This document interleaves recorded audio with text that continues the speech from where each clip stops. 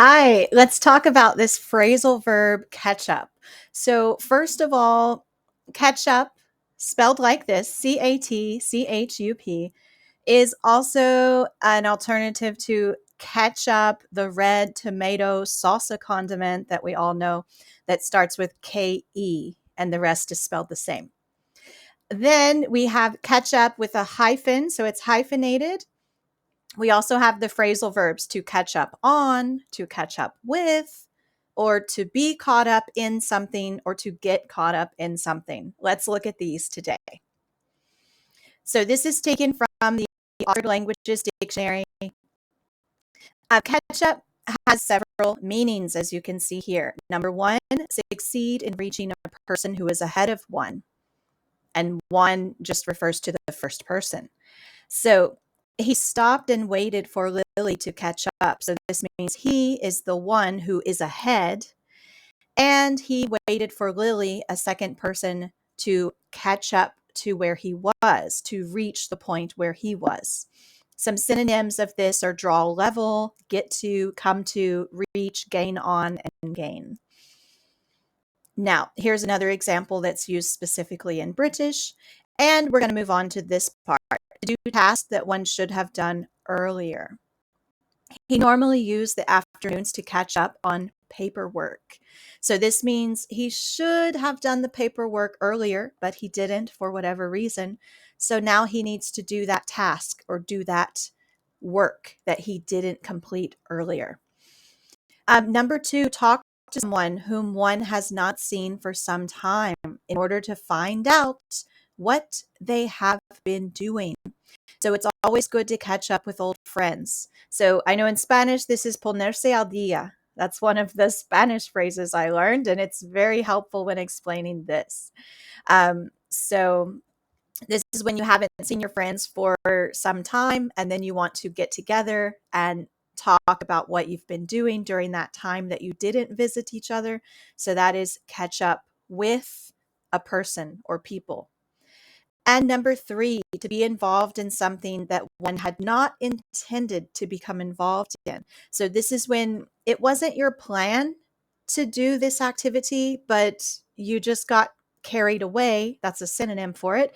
And you got caught up in it. It means you just started doing it and didn't realize it. And then time passed and maybe you missed something because of that, or maybe something didn't happen that should have because you were so involved in the activity. The example here, he had no desire to be caught up in political activities. So here, this person he had no desire, he did not want or prefer to get involved in political activities. Now, the last meaning, I believe it's more British because as a USA American, I've never used it in this way, to pick something up hurriedly. Like she caught up her jacket and ran to catch the bus. So that's something that I have not heard as a USA American, but we can learn that and use it with British English. So here's another quick look at catch up, the hyphenated version. As you can see here, it has the line, the hyphen. So this means an informal meeting or conversation. So you can write it with the hyphen, but look, it's also without the hyphen. So it can be written in different ways. Just be aware of that. They can all be counted as correct. So you might say it's the perfect destination for a coffee, some cake, and a ketchup. And here it's a ketchup, a noun that refers to an informal meeting. Also, in a formal setting in the business world, you might tell a colleague, we should schedule a catch-up meeting a month later so we can catch up and see if we need to discuss things further. Okay, so let's move on to some practice. So going back to the meaning of ketchup as the red tomato salsa condiment, being the USA American that I am, I always dip French fries in ketchup.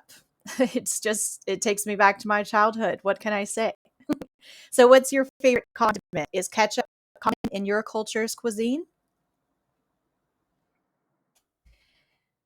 Number 2, when she goes hiking with her long-legged brother, he always has to wait for her to catch up.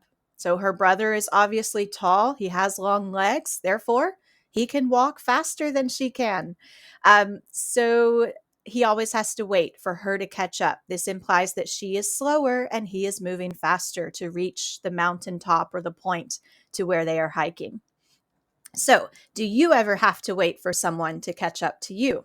Do you ever go walking or biking or jogging with a friend? Maybe you go mountain climbing. Maybe you do indoor rock climbing. In some activity, do you ever have to wait for someone to catch up to you?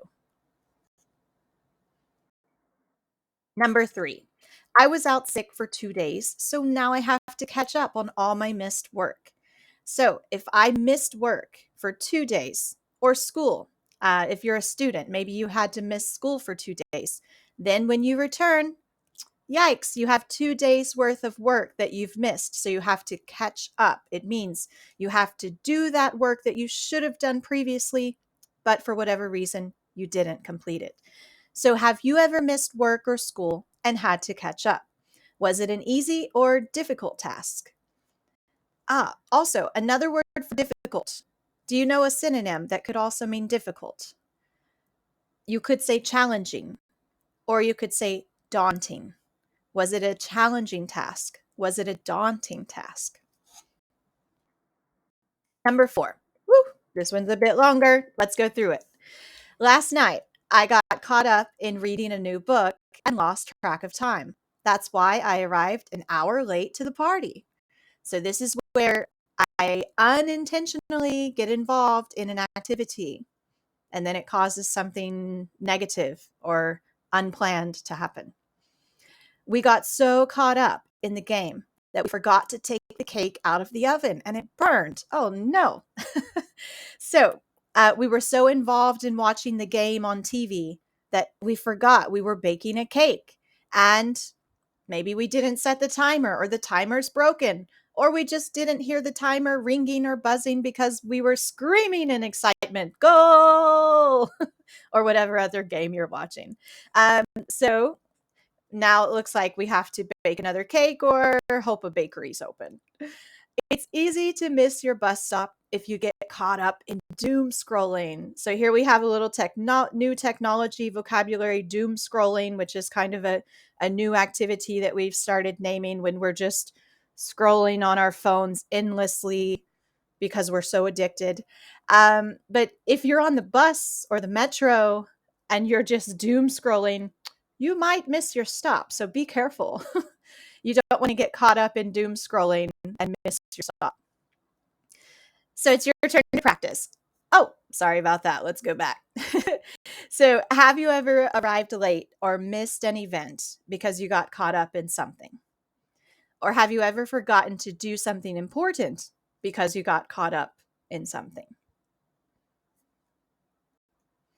Number 5. Every time she visits her hometown, she catches up with old friends at their favorite coffee shop.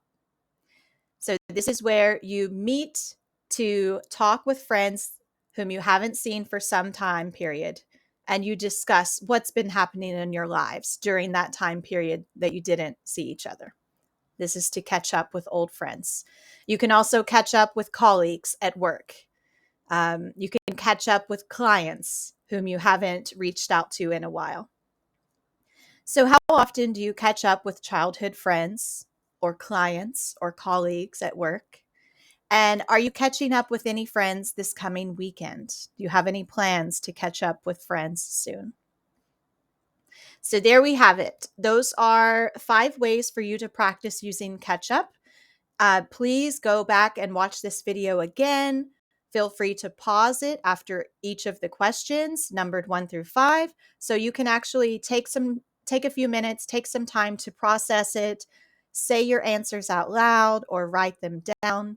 It's very important for you to practice, for you to say it out loud or to see it written down so that your brain remembers it. Your brain is going to capture the sound and the sight and remember it so that you can therefore produce it. So I hope you enjoyed this mini lesson on some phrasal verbs using the verb catch.